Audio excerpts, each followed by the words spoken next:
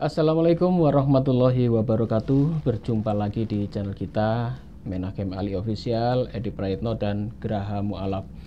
Dan pada malam hari ini kita live-nya mundur satu hari karena kemarin Ustadz Ali ada undangan di mana Ustadz ya? Di Stai Al Anwar, Rembang, pondok pesantrennya Kiai Haji Maimun Zubair. Sekolah Tinggi Al-Quran. Sekolah Tinggi Agama Islam Al Anwar. Masya Allah ya. Itu kaitannya dengan pondok pesantren Kiai Haji Maimun Zubair yang wafat di Makkah Al Mukarramah beliau. Masya Allah ya.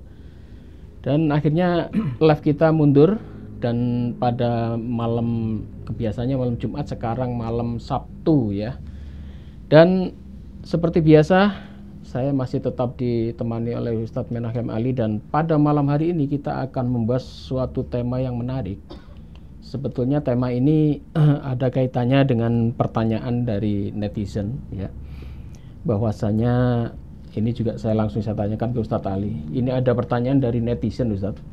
Bahwasanya di dalam Al-Quran, terutama tepatnya di kitab Al-Imran ayat 33, itu ada seorang yang bertanya begini, kenapa di dalam surah Al-Imran itu nama Nabi Muhammad tidak disebut?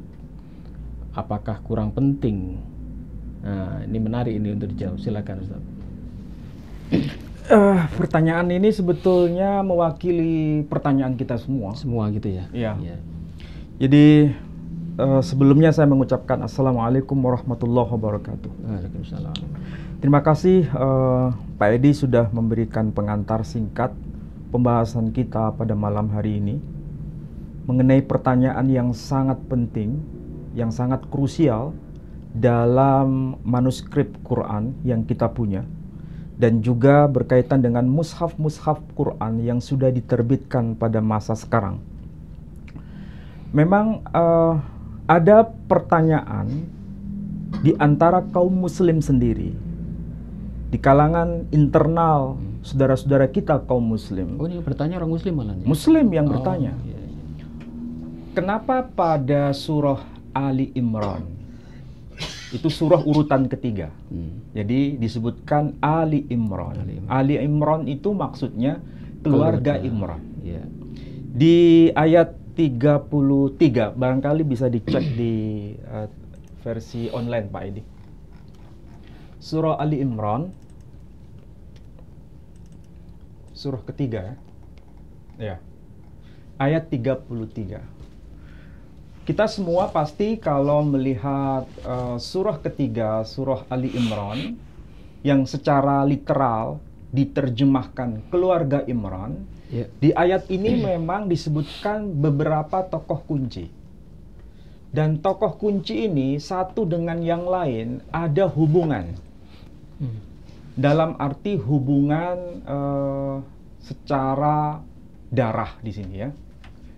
Kalau diterjemahkan ayat ini, Bismillahirrahmanirrahim, Innallaha astafa Adama wa Nuhan wa ala Ibrahim wa ala Imran 'alal alamin. Arti harfiahnya, sesungguhnya Allah. Innallah, sesungguhnya Allah. Maksudnya Allah telah memilih. Innallaha astafa, sesungguhnya Allah telah memilih Adam, yakni Adam, wa Nuhan, dan juga Nuh, wa ala Ibrahim, dan juga Ibrahim, keluarga Ibrahim, bukan sekedar Ibrahim, tapi keluarga Ibrahim. Makanya redaksi ayatnya berbunyi wa ala Ibrahim wa ala Imran 'alal alamin, dan juga keluarga Imran. Bukan sekedar nama tokoh Imran, tapi keluarga Imran disebutkan di redaksi ayat ini. 'Alal alamin, mereka memiliki kelebihan pada masing-masing eranya. Ini pertanyaannya, nama Adam disebut, nama Nuh disebut, keluarga Ibrahim disebut, keluarga Imran disebut. Kenapa nama Muhammad, bahkan keluarga Muhammad, tidak disebut di ayat ini? Atau disebut juga di ayat Al-Quran yang lain? Apakah memang tidak disebutkan secara harfiah di dalam Al-Quran? Dan mereka berdalih dengan menggunakan tradisi yang sudah biasa kita lakukan, yakni di dalam sholat kita selalu mengucapkan ketika sebelum mengakhiri salam kanan, salam ke kiri, selalu membaca Allahumma sholli ala Muhammad wa ali Muhammad kama shallaita ala Ibrahim wa ali Ibrahim. Pada versi yang lain boleh juga menetapkan dengan tambahan sayyidin. Allahumma sholli ala sayyidina Muhammad wa ala ali sayyidina Muhammad kama shallaita ala sayyidina Ibrahim wa ala ali sayyidina Ibrahim ila akhirih. Berdasarkan bukti ini berarti penyebutan nama keluarga Ibrahim seharusnya juga keluarga Muhammad. Disebutkan juga nama keluarga Muhammad.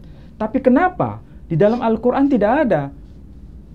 Apakah betul dalam Al-Quran tidak ada? Pertanyaannya itu. Ini pertanyaannya.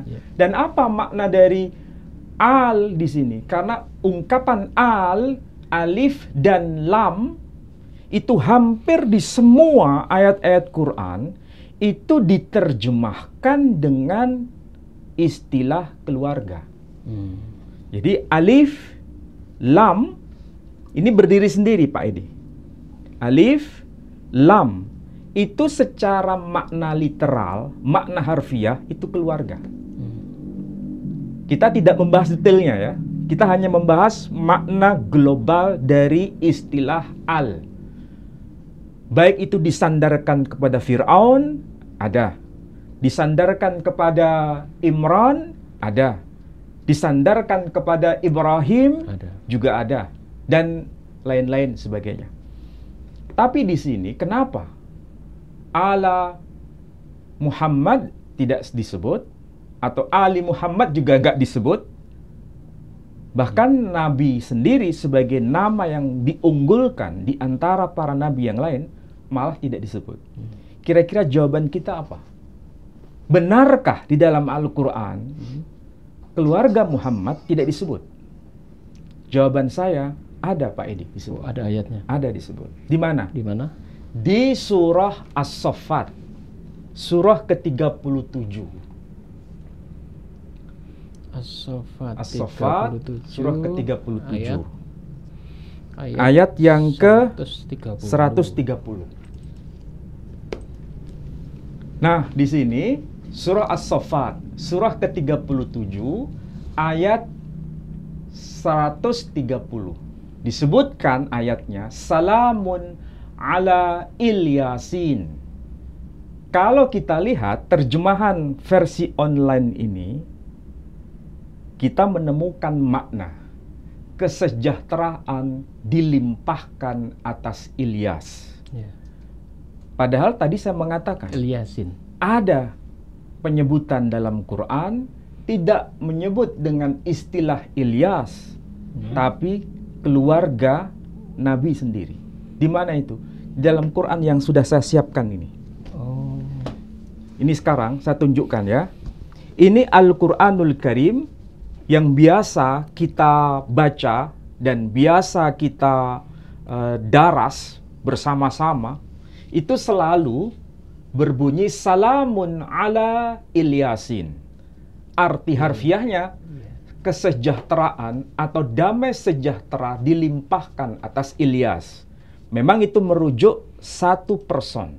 Ilyasin sama dengan Ilyas sesuai dengan ayat sebelumnya. Ilyas. Sementara di dalam Al-Quran ini tidak tertulis salamun ala Ilyasin, tapi tertulis di sini, lihat Pak Edi. Ini tertulis salamun ala ali Yasin. Disebutkan Yasin ya. Jadi redaksi ayat ini menyatakan salamun ala ali Yasin, bukan Ilyasin, tapi ali Yasin. Oke. Kita lihat ini Quran terbitan mana? Ini Quran terbitan Saudi Arabia. Jadi terbitan Saudi Arabia, riwayat dari siapa? Di sini dikatakan riwayah Wars an al-Imam Nafi'. Jadi riwayat Warash an dari Imam Nafi'. Terbitan sekali lagi Saudi Arabia. Ini contoh Quran yang berbunyi bukan salamun ala Ilyasin, tapi salamun ala Ali Yasin. Ini bukti pertama. Oke? Mungkin Pak Edi baru pertama kali melihat Quran kayak begini. Beda ini. Saya ambil contoh yang kedua. Ini Quran bukan terbitan Saudi Arabia, tapi ini Quran terbitan Maroko. Ya, di sini disebutkan, dan ini ada lambangnya, bendera Maroko. Di sini tulisannya memang tidak persis sama bentuk hurufnya sebagaimana yang biasa kita baca, ya. Bentuknya seperti ini. Huruf fa titiknya di bawah satu. Huruf qaf titiknya di atas satu. Makanya di sini dikatakan wakafa billah. Wakafa, fa-nya titiknya satu di bawah. Oke, ini karakter Quran terbitan dari Maroko. Apa yang tertulis di sini? Di surah As-Saffat, di sini dikatakan salamun ala Ali Yasin. Ali Yasin, ya? Bukan disebut Ilyasin, tapi salamun ala Ali Yasin. Ini bukti kedua. Tidak bisa dibantah. Siapapun berhak melakukan penelitian langsung berdasarkan apa yang saya baca dan yang saya tunjukkan ini. Coba di zoom lagi, Mas. Ini adalah Quran terbitan Maroko. Dan memang ayatnya berbunyi salamun ala Ali Yasin, bukan Ilyasin. Saya belum terjemahkan apa itu makna Ali Yasin. Oke? Tapi ini sudah menghadirkan dua bukti Quran terbitan Maroko. Sekarang bukti yang ketiga. Ini Quran riwayah Warash juga. Yang tadi juga riwayat Warash. Yang pertama riwayat Warash terbitan Saudi Arabia. Kedua Quran riwayat Warash terbitan Maroko. Ini Quran biriwayah Warash terbitan dari Mesir. Apa yang tertulis di sini? Teksnya silakan dilihat di sini. Berbunyi salamun ala Ali Yasin. Semua riwayat Imam Warash an Nafi', baik itu terbitan Saudi Arabia ataupun terbitan Maroko ataupun terbitan Mesir, semua berbunyi salamun ala Ali Yasin. Oke, sudah berapa bukti yang saya hadirkan? Tiga bukti. Ini riwayat Warash. Apakah hanya riwayat Warash yang diterbitkan Saudi Arabia, kemudian Mesir, dan juga terbitan Saudi yang berbunyi salamun ala Ali Yasin? Saya jawab tidak. Ada riwayat yang lain yang juga menyebut dengan sebutan salamun ala Ali Yasin. Riwayat siapa? Riwayat yang berikutnya selain Warash adalah riwayat dari, di sini disebutkan qiraah Ya'qub biriwayah Rauh. Jadi ini Al-Qur'anul Karim qiraah Ya'qub. Apa yang tertulis di sini? Lihat di sini. Salamun ala Ali Yasin. Jadi bukan tertulis Ilyasin, tapi salamun ala Ali Yasin. Oke? Sudah berapa bukti lagi ini? 4. Sekarang lihat lagi.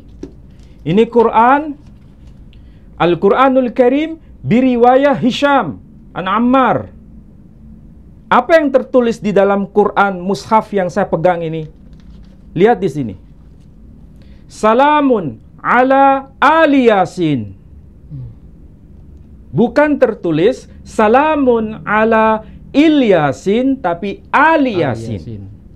Sudah berapa bukti yang saya hadirkan? 5. Masih ada lagi? Ini terbitan Saudi Arabia. Ya, terbitan Saudi Arabia. Ini Quran biriwayah qalun an Imam Nafi'. Tadi riwayah Waras an Nafi'. Gurunya sama. Oh, gitu. Yakni Imam Nafi'. Punya murid yang bernama Waras, punya murid juga yang bernama Qalun. Apa yang tertulis dalam mushaf yang saya pegang ini, biriwayah Qalun an Nafi', di sini tertulis salamun ala ali Yasin. Keluarga Yasin. Siapa yang dimaksud dengan ali Yasin, keluarga Yasin? Pernah dengar Pak Edi? Siapa itu Yasin? Iya, ada apakah itu merupakan salah satu nama di antara nama-nama agung dari Nabi kita Muhammad sallallahu alaihi wasallam? Ada lagunya itu, lagu salawatnya itu. Salatullah salamullah ala Taha Rasulillah.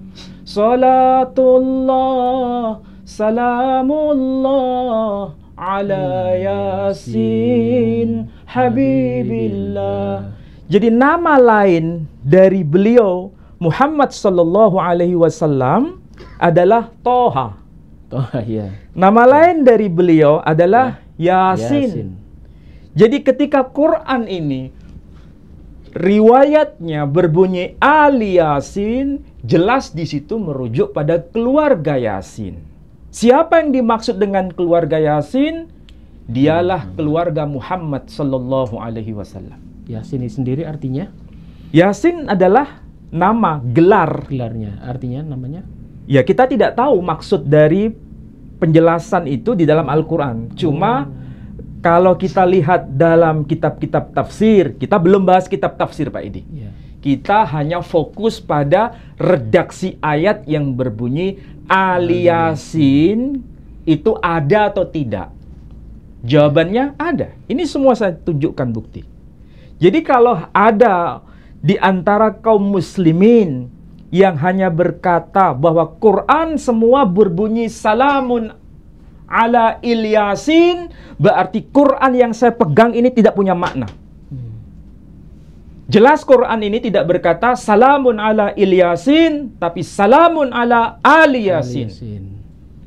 Memang beda Pak. Nah, masalahnya begini. Ilyasin, penjelasan saya ini kadang dipahami oleh orang-orang yang tidak cerdas, seakan-akan saya membela Kristen. Menutup-nutupi maksudnya. Karena begini pertanyaan kaum Kristen. Kalau Al-Quran itu otentik, kalau Al-Quran sejak awal itu tidak berubah. Kenapa ada dua bacaan? Oh ya. Di dalam Quran ini Quran yang saya pegang ini ya. Quran yang saya pegang ini, saya cari di surah yang sama, yakni surah As-Saffat.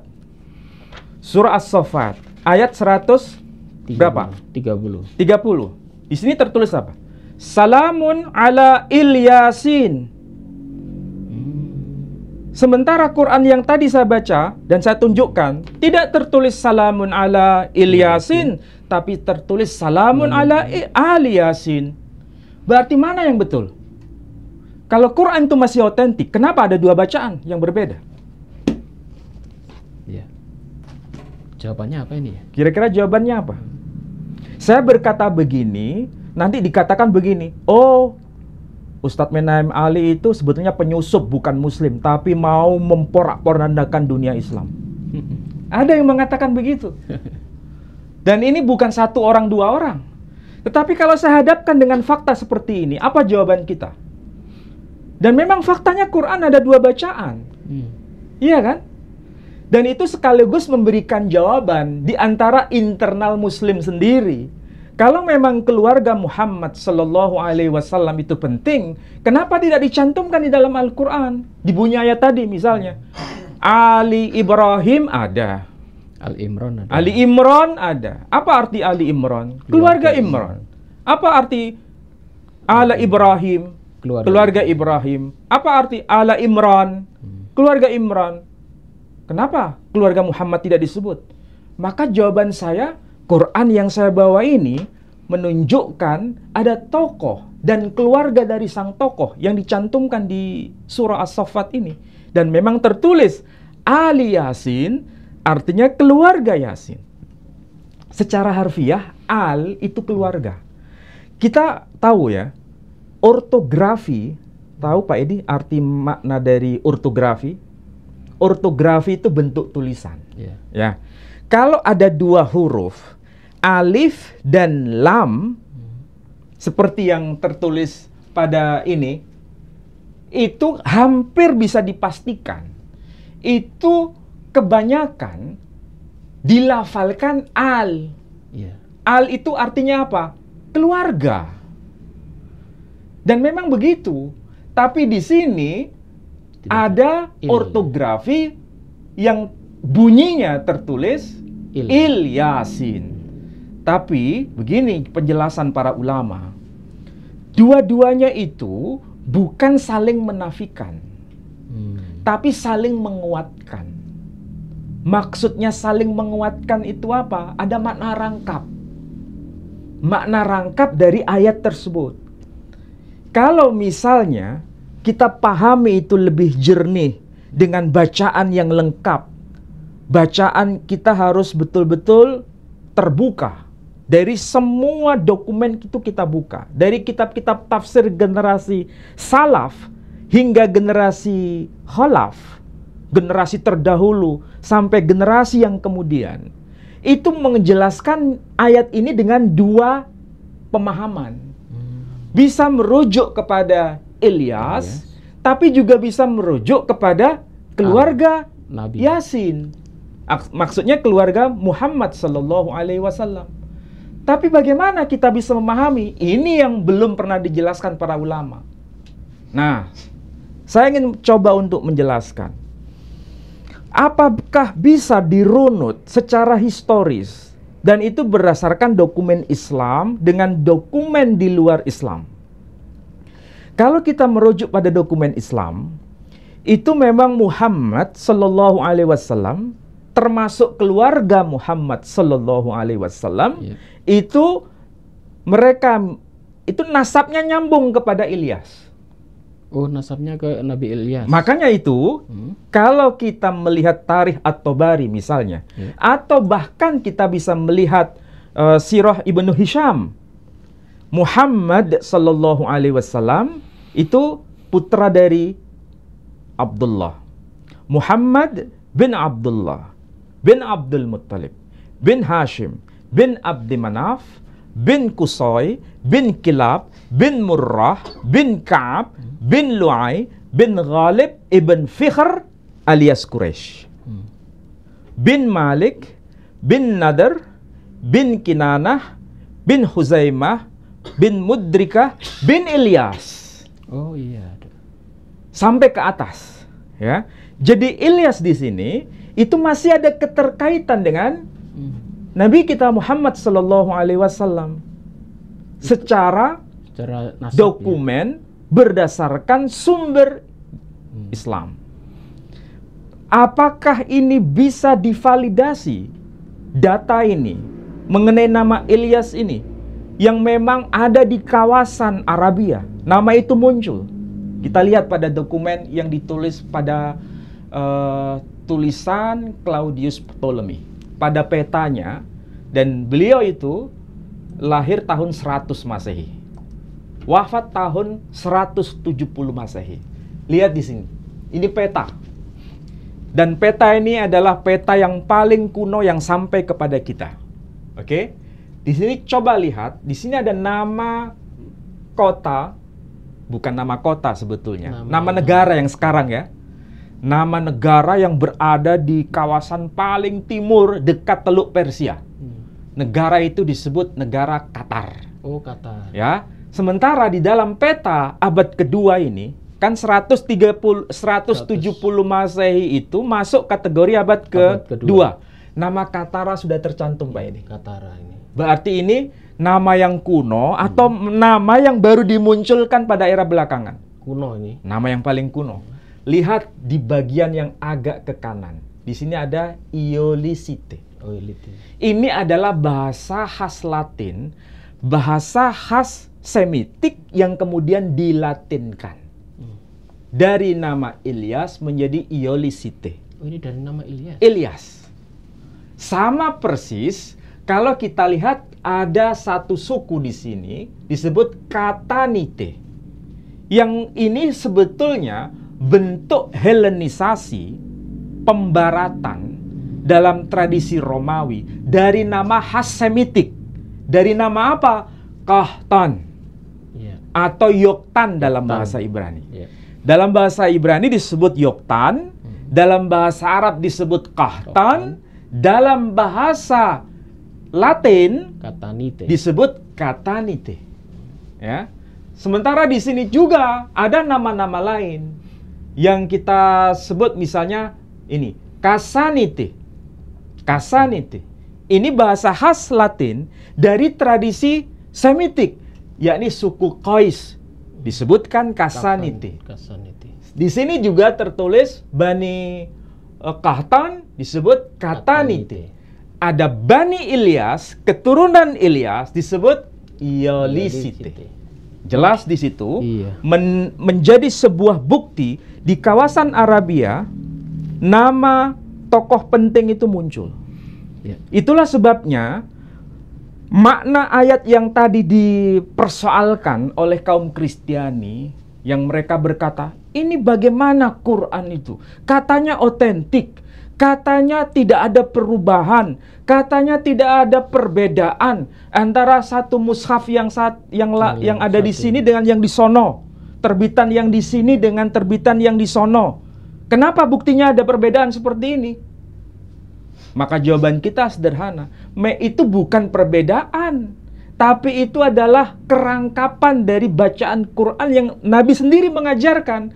Boleh dibaca salamun ala ali Yasin, boleh dibaca dengan salamun ala Ilyasin. Damai sejahtera atas Ilyas atau damai sejahtera atas keluarga Yasin. Keluarga Yasin itu nasabnya nyambung kepada Ilyas. Dan itulah sebabnya dalam Al-Quran ada muncul nama Ilyas, ada muncul juga keluarga Yasin, yang versi Arabnya Ali Yasin. Sebentar, Ustaz. Nah, ini kalau ada menyebut Ilyas, saya jadi ingat di Alkitab itu ada nabi yaitu Elia. Nah, betul. Karena ada yang mengatakan Nabi Elia di dalam Alkitab versi Yahudi dan Kristen itu sama dengan Al-Quran yang menyebut Elias. Berarti Elia dengan Elias ini apakah sama? Nah, begini. Apakah Ilyas di dalam Al-Quran itu sama maksudnya dengan Elia di dalam Alkitab. Bible atau Alkitab? Ya. Ini pertanyaan dari kalangan Kristiani juga ke arah sana. Pertanyaan dari kalangan Muslim juga mengarah ke sana. Nah, kita lihat ayat sebelum 137. Cek, coba. 137? 129, coba cek.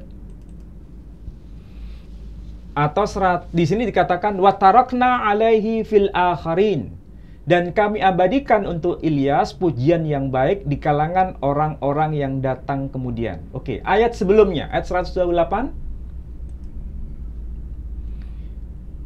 Di sini berbunyi illa ibadallahil mukhlasin, kecuali hamba-hamba Allah yang dibersihkan dari dosa. Ayat sebelumnya, apakah betul itu merujuk pada Ilyas?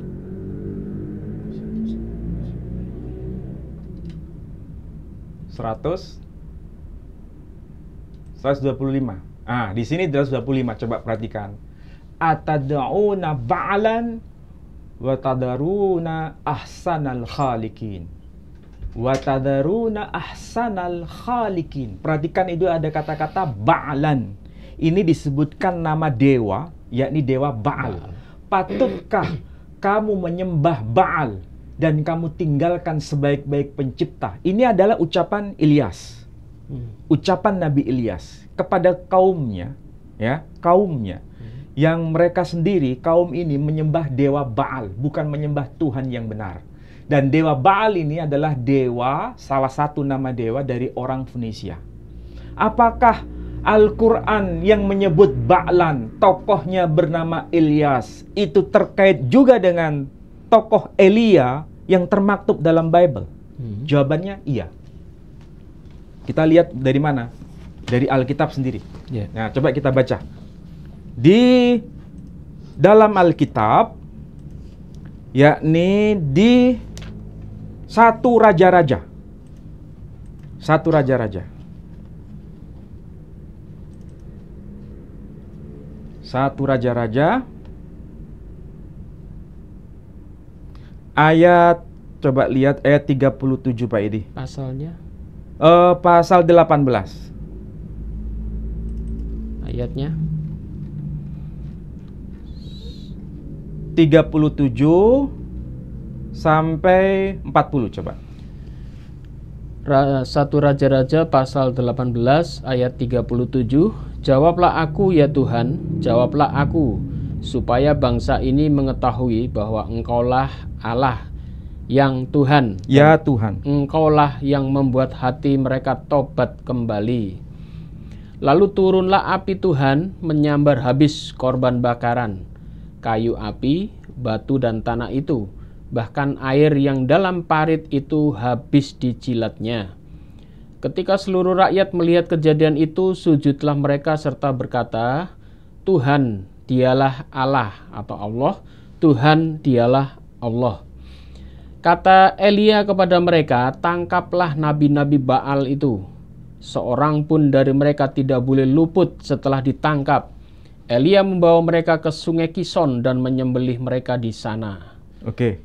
Jadi, apa yang diceritakan di dalam Al-Quran, surah As-Saffat, menyebut nama tokoh Ilyas, kemudian di situ ada penyebutan dewa Baal, berarti ada nggak kesejajaran informasi di dalam Bible atau Alkitab ini? Iya, Ternyata iya, ada kesejajaran. Dan menyebut nama Elia dalam terjemahan ini. Saya ulangi lagi ya.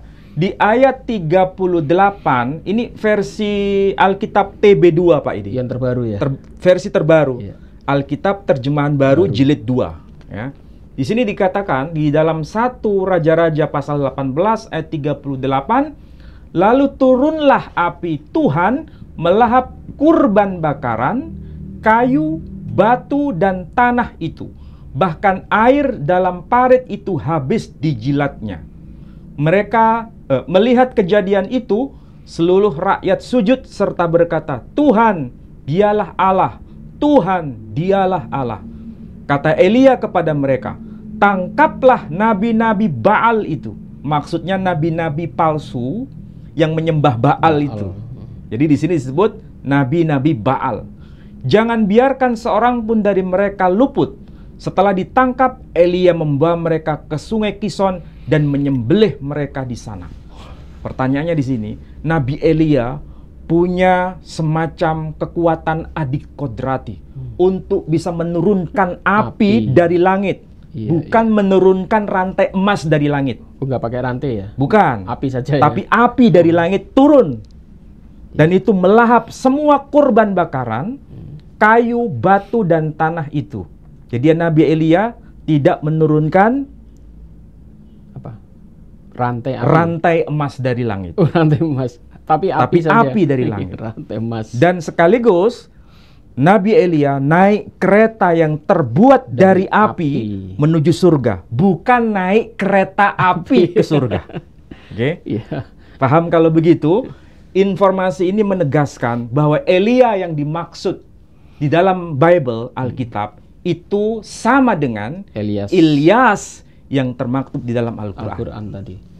Dan nama Ilyas dan keturunannya disebut dengan Iolisite, Bani Ilyas, di dalam peta yang ditulis oleh Claudius Ptolemy. Dan ternyata Nabi Muhammad masih keturunan Nabi Ilyas ini, Nabi Elia. Sebetulnya kalau ini kita kaji bersama, ini menarik.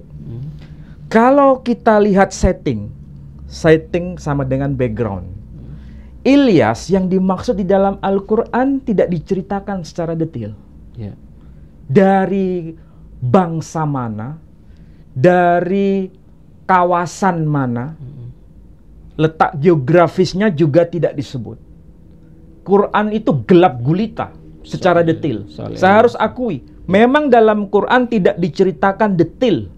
Hanya clue saja.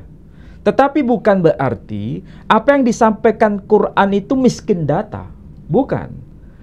Kebiasaan redaksional Quran, apa yang diceritakan secara detail itu merupakan bentuk koreksi dari teks sebelumnya. Tetapi bila Quran mengisahkan sesuatu itu sambil lalu atau hanya secara global, berarti kisah secara detail pada teks-teks sebelumnya itu tidak perlu diulang. Kalau misalnya diulang, itu menunjukkan pengulangan yang terus-menerus dan itu bukan karakter Quran. Berarti Pak Edi bisa tahu jawabannya. Kenapa Al-Quran itu tidak detail? Tidak detail informasinya. Seperti di Alkitab. Pada satu bagian, tapi di bagian lain mengisahkan itu detail sekali. Jawaban saya tadi merupakan sebuah kesimpulan sederhana. Jadi kalau tidak diceritakan secara detail, tetapi di situ ada clue, yakni penyebutan dewa Baal, kemudian disebutkan nama Ilyas.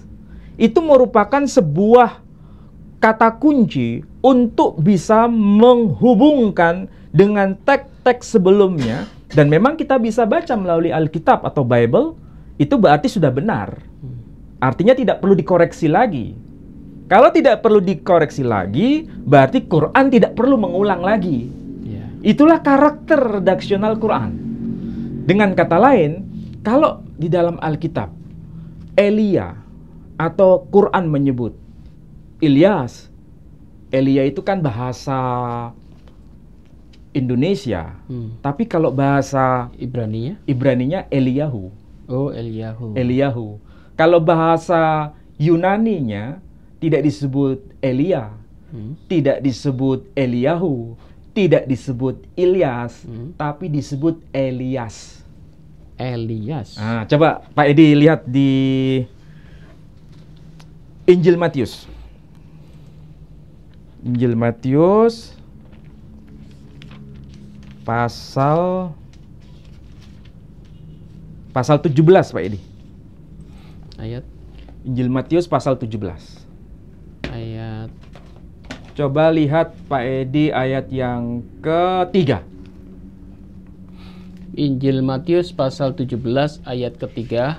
Maka nampak kepada mereka Musa dan Elia sedang berbicara dengan dia. Nah, coba ulangi lagi Pak Edi. 17 ayat 3. Maka nampak kepada mereka Musa dan Elia sedang berbicara dengan dia. Siapa yang dimaksud dia di sini? Dia yang dimaksud adalah Yesus Kristus. Siapa yang dimaksud dengan Musa? Musa yang dimaksud adalah Moshe dalam bahasa Ibrani. Siapa yang dimaksud Elia di sini? Dia adalah Ilyas dalam Quran. Dan dalam versi bahasa Yunani, kita lihat misalnya teks Septuaginta itu abad ke-5 sebelum Masehi menyebutkan Elias. Di dalam kitab Perjanjian Baru pasal 17 ayat yang keempat, ayat yang ketiga bisa di-shoot ya di sini. Di sini tertulis kai ido wete autois Moses kai Elias. Maksudnya maka nampaklah Musa, Moses, kai Elias dan juga Elias. Jadi kalau bahasa Yunani Elias, Arabnya itu menjadi Ilyas. Dalam bahasa Latin menjadi Iolisite. Kemudian di sini dikatakan Elias sulalauntes met auto, menampakkan diri bersama dia. Kalau begitu Elias, Ilyas, Eliyahu, Elia sama. Itu tokohnya sama.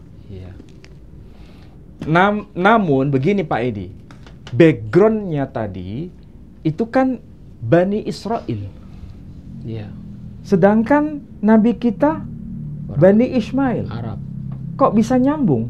Iya, kok kata keturunan? Saya tidak tahu jawabannya. Keturunan dari Israel. Saya tidak tahu jawabannya. Tapi yang jelas itu menjadi sebuah bukti bahwa nama itu abadi secara bukti dokumen itu termaktub dalam tulisan yang ditulis oleh Claudius Ptolemy abad kedua Masehi. Quran itu baru abad keberapa? Ya. Ketujuh ya. Dan apakah nama itu memang baru tertulis dalam mushaf Quran cetakan pada abad sekarang? Ternyata tidak, Pak Edi. Itu sudah tercantum pada mushaf Quran yang ditulis pada abad ke-7 Masehi. Mana buktinya? Ini saya bawa. Ini saya bawakan. Ini Quran.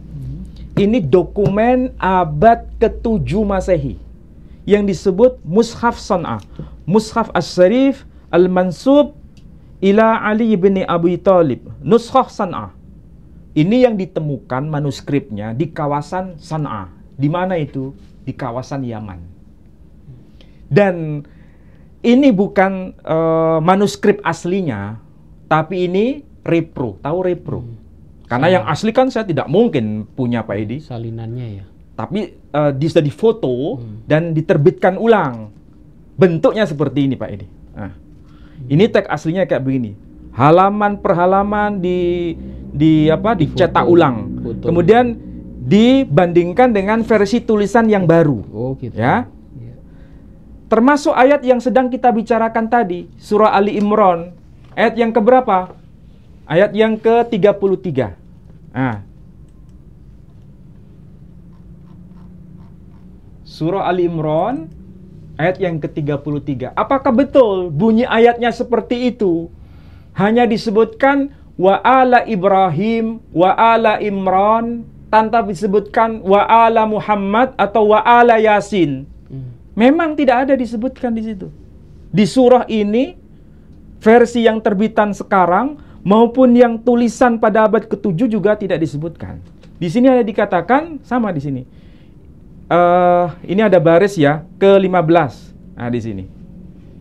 Innallaha astafa Adama wa Nuhan wa ala Ibrahim wa ala Imran alal alamin.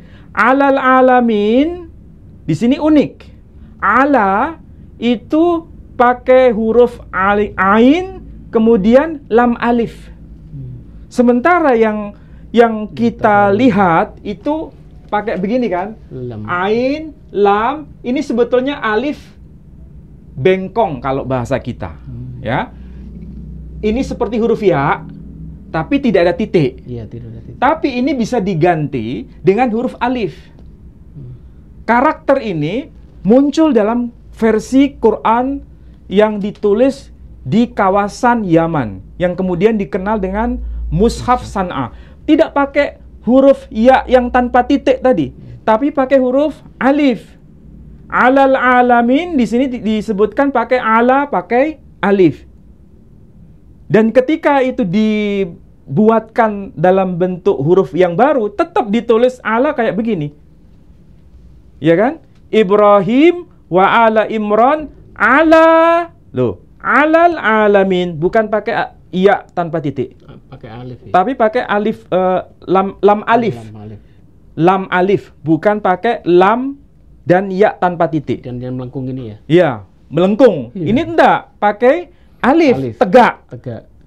Bu, ini kalau disebutkan namanya alif bengkong. Iya, alif bengkong. Kalau ini alif tegak. Iya. Tapi sama-sama alif. Dan maknanya sama. Atas. Oke, alal alamin, atas semua umat. Jadi di sini tertulis begitu. Memang tidak disebutkan ala Muhammad atau ala Yasin atau keluarga Nabi, nggak disebut. Hanya di surah As-Saffat disebutkan itu.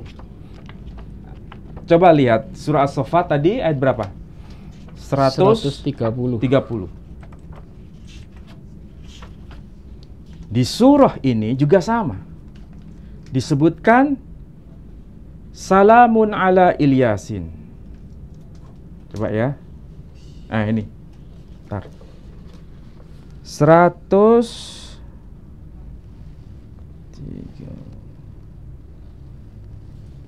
Nah, ini. Nah, ini ya, ayat 13. Maksudnya baris ke-13, bukan ayat 13. Salamun ala. Nah, ini pakai alif dan lam. Ini bisa dibaca ali, artinya keluarga. Bisa dibaca il. Iya. Jadi tidak ada fathah, tidak ada kasrah, tidak ada dhamma. Oh, iya. Iya kan? Ini yang disebut Quran gondol. Tidak ada fathah, kasrah, dhamma. Ini abad ke-7. Tertulis apa? Salamun ala. Alanya pakai alif. Bukan pakai huruf ya tanpa alif. Ini karakter Quran khas yang ada di Yaman. Dan ini disebut boleh dibaca Al-Yasin, boleh dibaca Il-Yasin. Kalau begitu, ini menjadi bukti bahwa penulisan Quran itu sesuai dengan karakter kebahasaan di beberapa wilayah yang berbeda, itu tidak bisa diseragamkan. Karena yang diterima Nabi itu bukan huruf per huruf. Bukan dalam arti Quran itu hurufnya sudah dari lisannya Nabi Shallallahu Alaihi Wasallam, tapi bacaannya, bukan tulisannya. Kalau tulisan boleh pakai ala, pakai huruf ya tanpa titik, boleh pakai alif, lam alif yang tadi sudah saya kasih contoh dalam karakter mushaf San'a. Atau mungkin karena tadi tidak ada tanda baca ya, atau akhirnya munculnya ada yang baca Al-Yasin atau Il-Yasin tadi ya? Itulah sebabnya Quran ketika turun itu bukan dalam bentuk tulisan. Dan faktanya betul kan, ketika dalam bentuk tulisan tidak ada harokat. Iya. Ketika tidak ada harokat, harokat itu kan mewakili bunyi-bunyi vokal. Supaya bisa dibaca sesuai dengan tanda-tanda vokal itu. Nah, ketika Quran itu turun bentuknya bacaan. Sementara bacaannya itu ada dua. Boleh dibaca salamun ala Il-Yasin, boleh dibaca salamun ala Al-Yasin. Ini kan menjadi perdebatan, tapi perdebatan ini terjawab bahwa keluarga Nabi Shallallahu Alaihi Wasallam itu tercantum dalam Al-Quran. Kita ini respect kepada keluarga Nabi, ada dicantumkan. Ada buktinya ini. Ada buktinya. Kita tidak sedang masuk dalam wilayah perdebatan di antara dua kubu yang saling berseteru sampai sekarang. Seakan-akan kita menjadi pembenci keluarga Nabi. Bukan, kita bukan pembenci keluarga Nabi. Keluarga Nabi dicantumkan dalam Al-Quran dan ini sahih tertulis Al-Yasin. Kita tidak sedang meributkan persoalan mana yang sedang berseteru sekarang. Tapi anehnya menyandarkan pada ayat ini yang sebetulnya tidak ada kaitan dengan perseteruan itu, baik dari kalangan Bani Wali Songo maupun Ba'alawi, tidak ada kaitan ke sini. Kita sedang tidak bicara itu. Ini bicara keluarga Nabi yang tertulis Al-Yasin atau Il-Yasin. Jangan ada orang yang mencoba untuk mengkait-kaitkan ke arah sana. Karena ini keluarga Nabi yang dimaksud itu siapa? Ahli tafsir yang bicara. Tapi kalau kita lihat karakter tulisan Quran, Al, Alif, Lam, itu secara literal bermakna keluarga. Ya. Berarti kita ini pembenci keturunan Nabi enggak? Ya enggak lah. Ya tidak, ada dicantumkan dalam Al-Quran. Tapi siapa yang berhak untuk mengklaim itu? Itu urusan masing-masing, kita nggak ada urusan dengan itu. Ya. Yang kita bicarakan hanya Quran.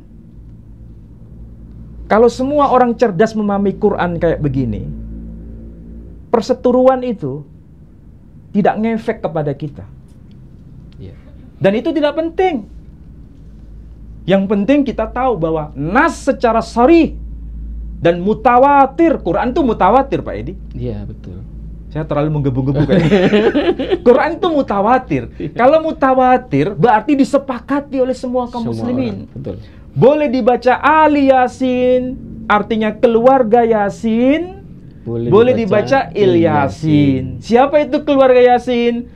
Nabi Balik Muhammad. lagi ke tadi, salatullah salamullah ala toha rasulillah, salatullah salamullah ala yasin habibillah. Sudah selesai di situ. Cuma siapa yang berhak mengklaim ke situ? Jangan kait-kaitkan dengan Quran ini. Jangan memanipulasi Quran ini untuk kepentingan kelompok maupun asobiyahnya sendiri. Ya, ya.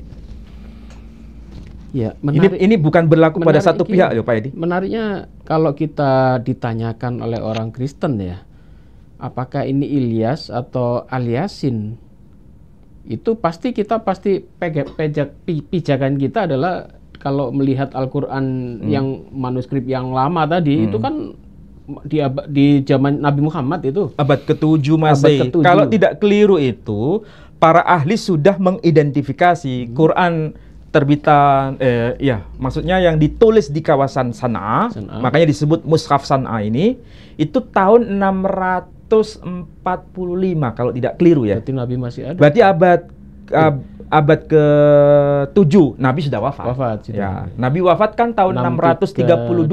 Betul, ya. Ini 634. Berarti tidak terlalu jauh jaraknya dengan masa Nabi Shallallahu alaihi wasallam. Ini berdasarkan karbon C14, bahan kimia. Sudah fix itu oleh Marx dan Yoham. Itu penelitinya itu. Dan kita bisa tahu di sini memang karakter tulisannya kayak begini.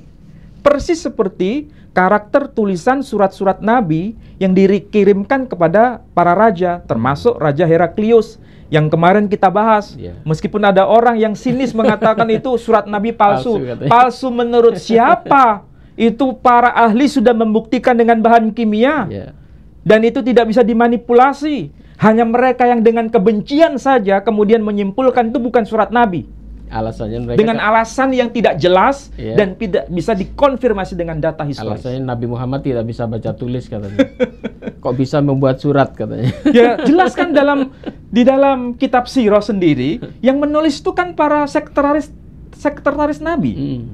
Dan Nabi Muhammad namanya disebutkan di situ. Stempelnya ada. Stempelnya ada. Dan stempel itu menjadi bukti para ahli untuk memvalidasi bahwa itu bukan sebuah manuskrip palsu. Sudah fix. Mau saudara terima atau tolak, mereka yang cerdas dan waras bisa mengatakan bahwa itu adalah kebenaran. Ya, kritikus-kritikus dari Barat kan memang banyak tulisan-tulisan yang memfitnah Nabi sedemikian rupa. Dengan tuduhan macam-macamnya itu, dan kalau itu menjadi pijakan mereka ya terserah mereka. Itu kan tulisan dari kaum pembenci Nabi. Ya begitulah. Di antara kaum muslimin itu ada yang tidak cerdas. Di kalangan non-muslim juga ada yang tidak cerdas. Sehingga kesulitan memahami bahasa kita dan diskusi kita yang sudah panjang lebar ini. Jadi kewajiban kita memang harus mencerdaskan umat, meskipun kita harus dibully oleh siapa. Dibully. Saya jadi teringat karena gara-gara ini ya, dengan munculnya perbedaan tulisan ini, kemudian si Profesor Mu'insiri mengatakan dibentuk sebuah komite, kemudian di Mesir dia harus mencetak yang baru dari kumpulan-kumpulan kitab-kitab yang lama, kemudian ada kata-kata diedit segala macam. Itu apa ada urusan seperti itu ya? Ya memang kan komite yang ada di Mesir yang kemudian mencetak Quran pada tahun 1924 kan dihadapkan dengan fakta Quran seperti ini yang bisa dipakai oleh semua. Meskipun mereka tuh sebetulnya tahu ada boleh baca seperti ini, boleh baca seperti ini. Tapi yang diberikan di Mesir, yang Quran terbitan tahun 1924, saya sekarang sudah punya Pak Edi. Udah beli ya? Tapi nggak saya bawa. Nanti suatu saat saya bawa. Itu terbitan tahun 1924. Yang di Mesir masih itu ada stempel asli dari raja yang berkuasa pada masa yang di Mesir itu ya? Yang di Mesir. Memang itu bacaannya tertulis, ada fathah kasroh dhamma, salamun ala Ilyasin. Ditulis Ilyasin. Ditulis Ilyasin. Berarti udah diganti Ilyasin ini. Bukan diganti karena yang mengikuti riwayat Hafiz. Tapi kalau mengikuti riwayat Waras, Al-Yasin. Al-Yasin. Makanya di sini yang Waras mau terbitan Saudi, mau terbitan Mesir, mau terbitan Maroko, semua bacaannya Al-Yasin. Tergantung mau yang diterbitkan yang mana. Yang versi Hafiz ya harus Ilyasin. Tapi kita harus tahu yang Muslim ini jangan tutup mata. Seakan-akan yang betul itu hanya Ilyasin, yang Ali Yasin salah. Berarti mengingkari Al-Quran itu sendiri. Ya, jalannya kurang jauh mungkin. Ya karena mereka ini nggak mau belajar. Ya, saya sendiri kalau tidak ditunjukkan ini ya Pak, saya pakai ini. Jadi Muslim sendiri, bukan semua ya, sebagian Muslim yang sok pintar itu menyalahkan kita. Kenapa itu dibahas di medsos? Kalau tidak dibahas di medsos, kaum Kristiani, kaum Kristen sudah tahu begini. Sudah tahu mereka? Sudah tahu. Maka kita harus buka semua.